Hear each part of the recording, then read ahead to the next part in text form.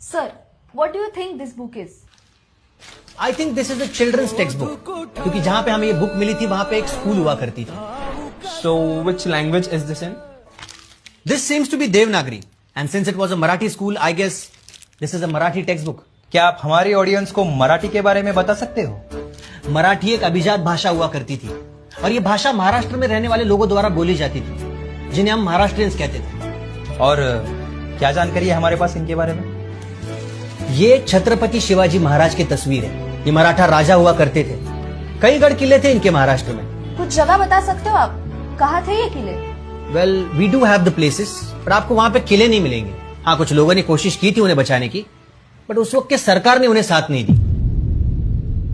तो अब कहाँ है महाराष्ट्रियंस? महाराष्ट्रियंस कहीं गए नहीं, वो बस अपनी संस्कृति और भाषा भूलते चले गए.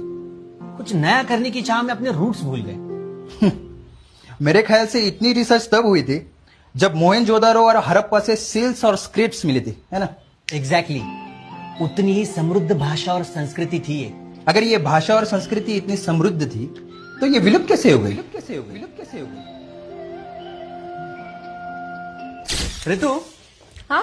मी ज्या शाळेत शिकलो ना त्या शाळेत आपल्या मुलाला टाकूयात. काही नको. या मराठी शाळेत शिकून काय होणार आहे त्याचं? त्यापेक्षा त्याला एखाद्या इंटरनॅशनल नाही तर कॉन्व्हेंट स्कूलमध्ये टाकूयात आपण. आई बाबांनी ठरवलं मुलांना पुढे न्यायचं असेल तर इंग्लिश शाळाच हवी, आणि त्या निर्णयात आपली शाळा, आपली भाषा दोन्ही मागे राहिले. काय झालं? अरे हिंदी पिक्चर हाऊसफुल आहे रे. मग एखादा मराठी सिनेमा किंवा नाटक बघूयात. काय म्हणतो? कसलं बोर असतं ते, त्यापेक्षा इंग्लिश बघू ना. आधी मराठी माणसाला मुंबईमध्ये जागा मिळत नव्हती, नंतर मराठी सिनेमालाही थिएटरमध्ये जागा मिळेनशी झाली. मोडली जरी पाठ तरी मोडला नाही कणा, पाठीवरती हात ठेवून फक्त लढ म्हणा. हे काय? ही मराठी कविता घेणार आहेस तू अॅन्युअल डेला? हो. अरे किती ओल्ड फॅशन आहे. त्यापेक्षा तू किपलिंग किंवा शेक्सपियरची एखादी कविता घे ना. हे बघ, मतकरी, तेंडुलकर, पुलं सगळं साहित्य रॅकवर मागे सरकलं, आणि त्यांच्या जागी अशी नावं आली जी उच्चारालाही आपल्याला जरा अडचणच होते. ये गुड़ी पड़वा क्या होता है? मतलब क्या करते उस दिन? गाडी धुते. पण फक्त शब्द नाही गेले, विसरले गेले आमचे सण, आमची कला, आमचा आवाज. गडगडणाऱ्या ढोल ताशातले पोवाडे आता कुणालाच ठाऊक नाही. सह्याद्री मधल्या आमच्या राजांचे गट ढासळले, आणि त्या राजांचं गाण गाणारे आवाजही थांबले. हे सगळं काल्पनिक आहे, पण कल्पना सत्यात उतरू द्यायची नसेल तर जागे व्हा. कारण भाषा कधीच अचानक मरत नाही, ती हळूहळू जगता जगता मरते.